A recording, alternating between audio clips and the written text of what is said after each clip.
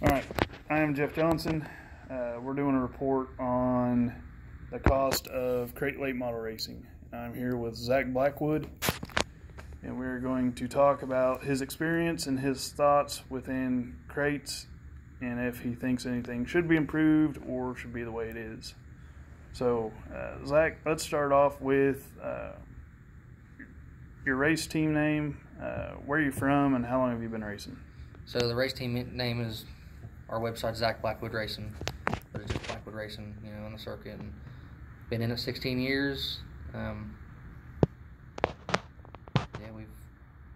come a long way. Started out in go-karts and went to mini sprints there for a while and traveled the world and then some. Where normally do you race, or what series in particular? So we try not to follow a series. Whenever we was younger, when we first started in the late model stuff, we used to travel the crate series a lot, and honestly, it's not bad following a series, but you get to that point where it's the end of the year, if you want to go run another place, it's hard to get away because you're focused on that one place that you've been running over and over and over. Yeah. We used to have they call it the ICS series, Indiana Crate Series, and we travel all over Indiana.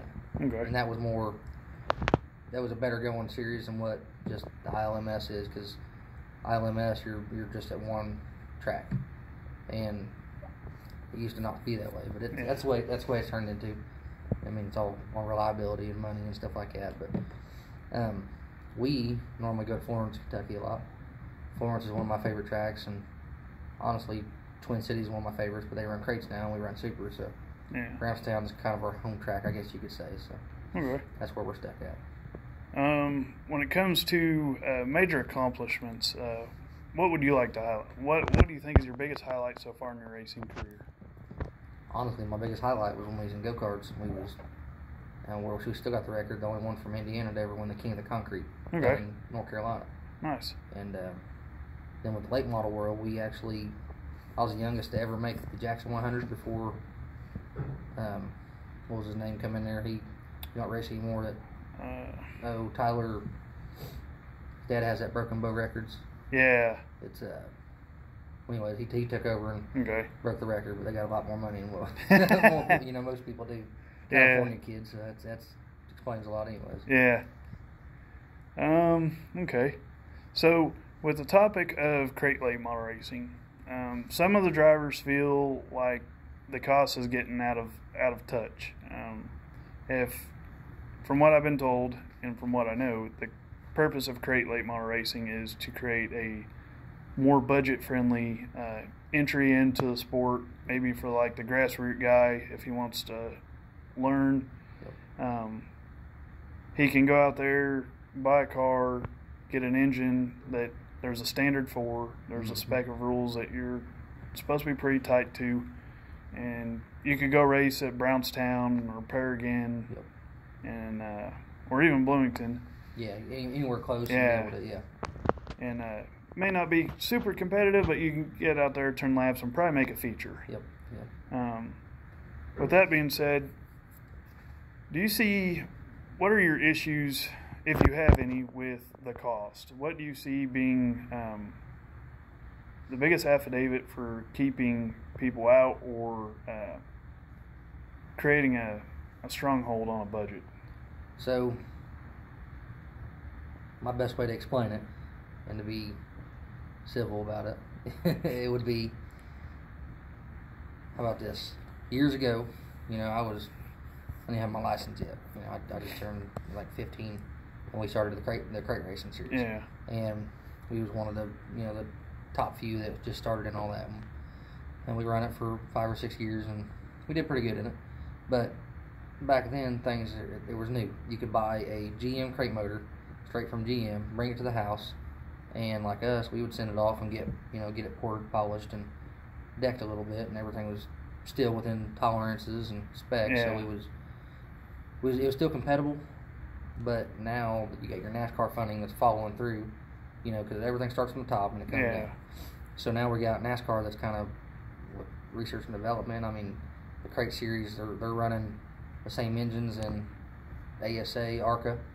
I mean, that's where a lot of that's coming from. Yeah. Now we're getting into header work. We're getting into doing 1 gram each light per rod. I mean, they're doing double dome pistons. They're doing all kinds of stuff. Okay. But it's really changing a lot. We actually, tonight we just put a motor up for sale because we was getting ready to dabble back in the crate racing world, and we took it to our engine builder. It's going to cost $15,000 to get it to where it's still legal, but it's not, it's going to be top of the line. Yeah.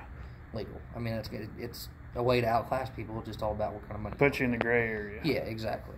And usually they test, the gray area by cylinder pressure. Cylinder pressure, they got a little tester. They do it with sprint cars and stuff, but you crank it over 3 or 4 times, and cylinder pressure pumps up, and it tells you if it's legal or not.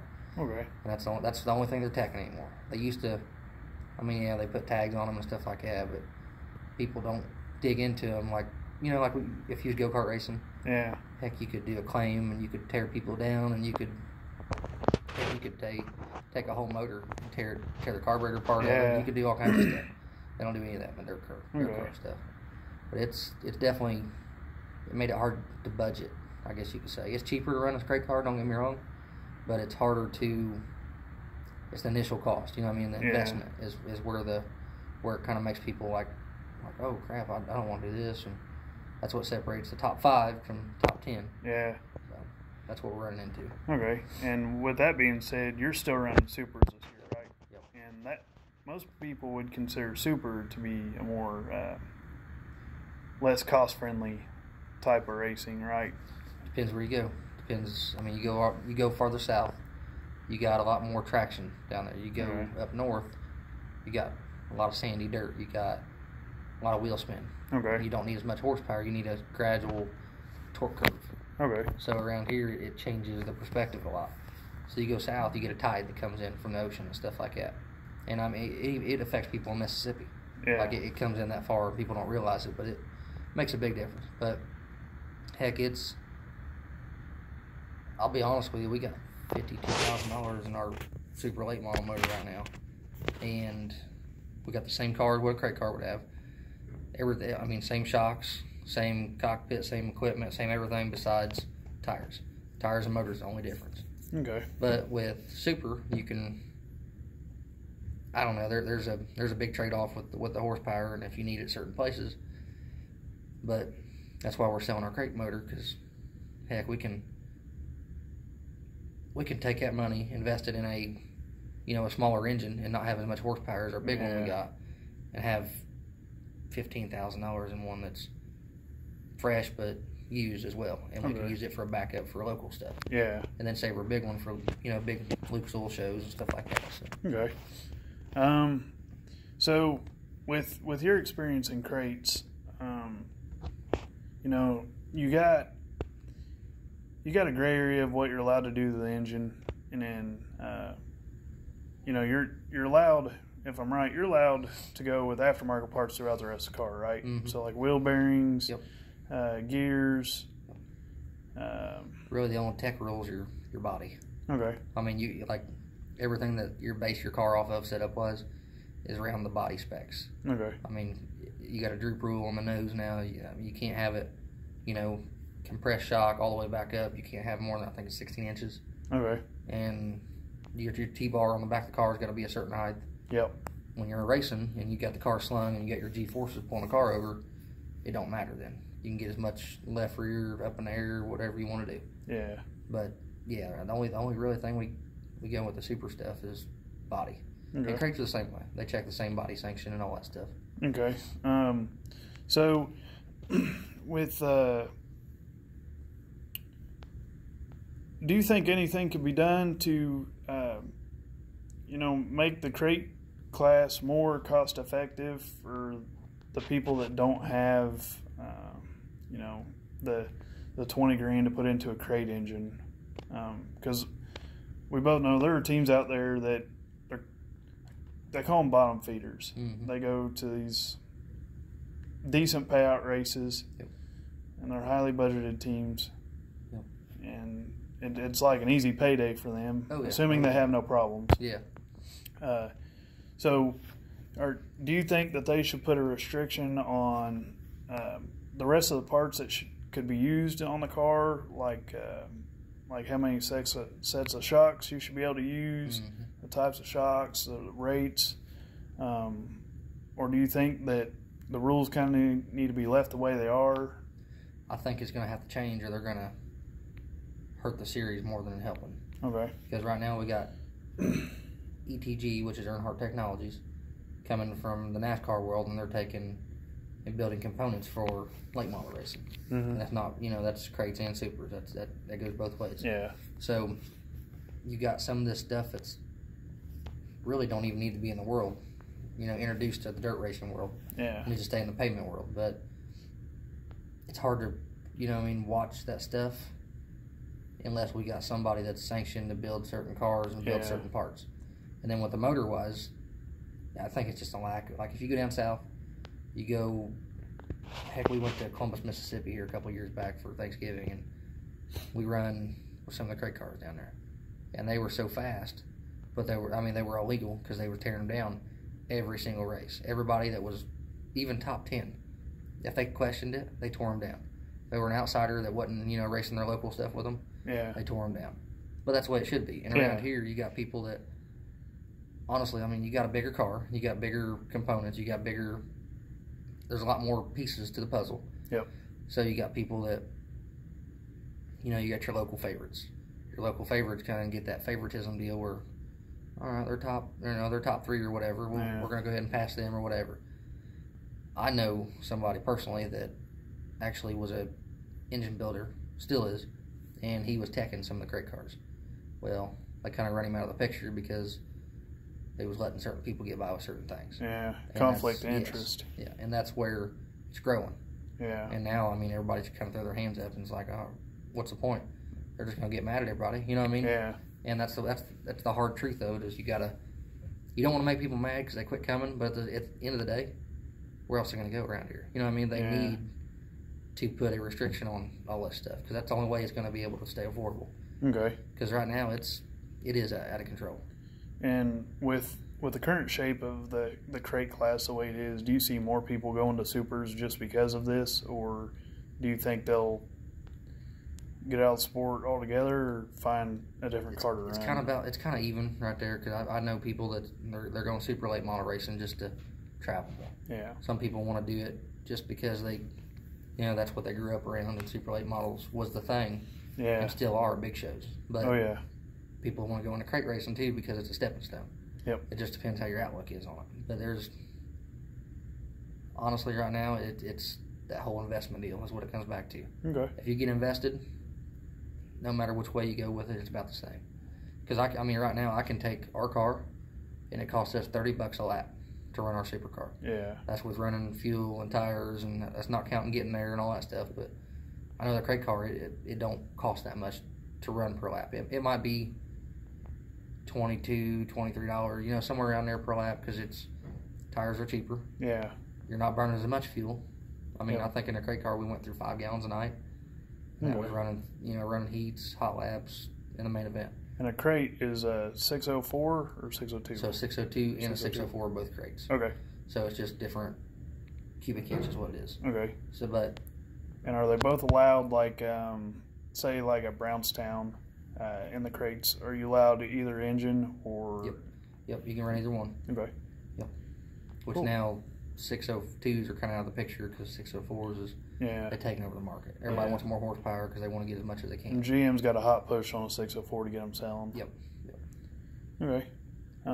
Well, you have anything else you'd like to add? We can touch base on anything. We can keep going. We can turn this into a whole 3-hour deal. It just depends. Just the motor itself. We're talking. So what is the cost? Say you were to call GM or get in their product book and order the 604 crate to start building a car today. What do you remember that engine costs? Like 54, 52, somewhere around there, $100 shipped to your door, and that was taking it out and putting it in a car. Okay. Which I don't think anybody does that anymore. Yeah. It goes straight to the engine builder, and they put their magic touch on it, and they make it to where it's in that gray area. Okay. On the edge of being illegal. What would you say on average that would cost? You're looking $25, $3 grand just head work. Okay. Depends on how far they want to go. I mean, that's what, if we break it down, it can go, you can put them $1,500 carburetors on it where you can tune individual cylinder, which is, it's a new deal with the natural aspirated carburetor.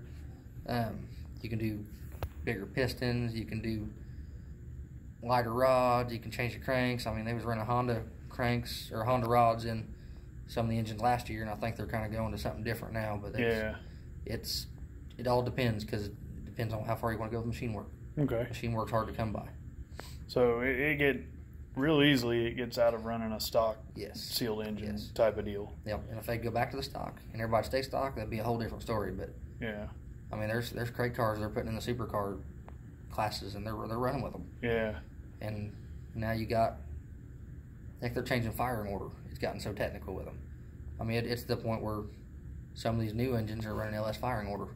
Yeah. And they're more internally balanced. You know what I mean? So that way you don't have more, all that lag on an engine. It's just cleaner. It's better. It's more efficient. I mean, there's a lot to it. So real easily, I mean, you can more than double the cost of what you have just in the engine. Easily. And that's the biggest thing, because the engine's the heart of it. Yeah. I mean, all the components, all the other stuff set up, it's trial and error. Everybody's got their own driving style, and they adjust their car to their driving style. Then you got tires. I mean, tires, heck, I can spend a full day getting tires ready, just because it's grooving, siping, needling. If you want to do prepping, I mean, there's so much you can do to it. Plus, cleaning your tires out after the races, keep them from getting dried out because of the oil base, and heck, that's a whole game by itself. Didn't like we talked about earlier, off camera, but we was talking about the collectors and stuff they put in headers, and I mean, we run certain ones for back pressure. I mean, we run chrome moly frames, we run everything like magnesium hubs, everything lightweight that you can get. I mean, aluminum axle tubes. It's so technical now where we got axles that twist, we got drive lines that twist, at 30 degrees. I mean, we got stuff that's trying to take the drivability out of a car, but it's all a money game. It's all what you can afford, which is hard. I mean, that's why we've been doing it for so long. And every year we either trade up or we do something different. I don't know. We've done a lot of research and development with a lot of people, and it's for the better. Yeah. We've learned a lot from it, but pretty costly too. Just by even. It sounds like it.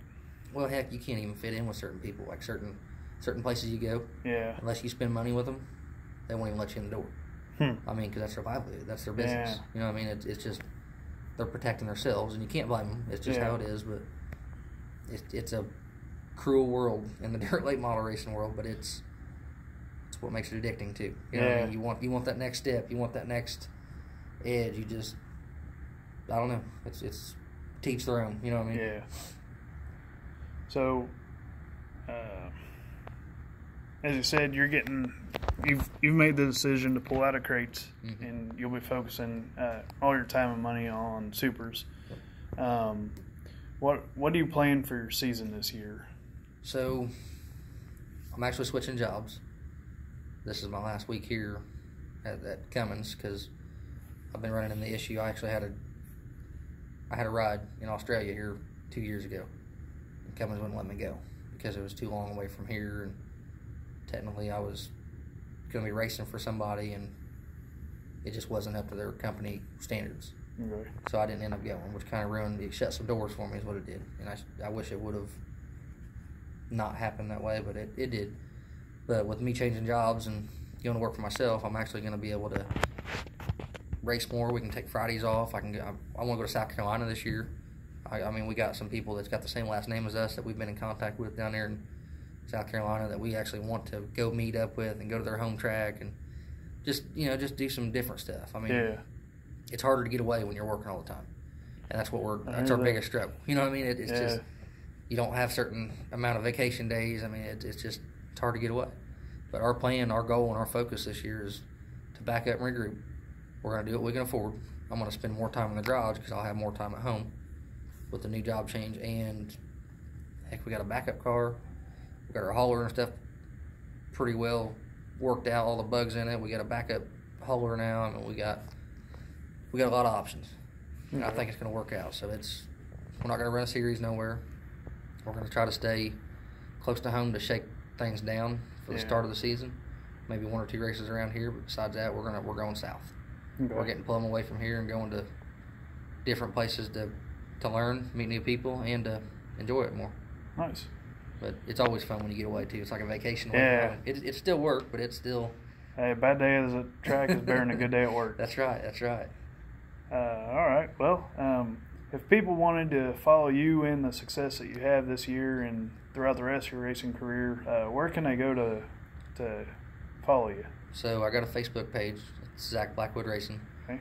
And that's the best place to follow us. We don't post a lot on there because we like showing up whenever, just showing up random places, and I think it's more enjoyable when people don't know what's going on. But we go there. I got a personal Instagram. It's just Blackwood93 is all it is, and yeah, I got a website too. Check it out. Cool. Zak Blackwood Racing. So, any sponsors you'd like to highlight? We've changed a lot this year. We still got Lucas. Lucas has been our personal one from day one, and not really. We don't know what's going to happen yet this year, so still early. I hear you. So it's we've not worked all the bugs March out 25th. So racing just started here last weekend. Yep, that's right. So that's right. And it looks like we're going to have a soppy spring. So that's what they say. They say that. What's that saying? April showers bring May flowers. Yeah. I'm sure that's what's going to happen this Looks year. like we ain't going to be slinging a whole lot of anything till May. Yeah, I know. All right. Well, Zach, thank you for your time. Right on. Thank you. And that's it.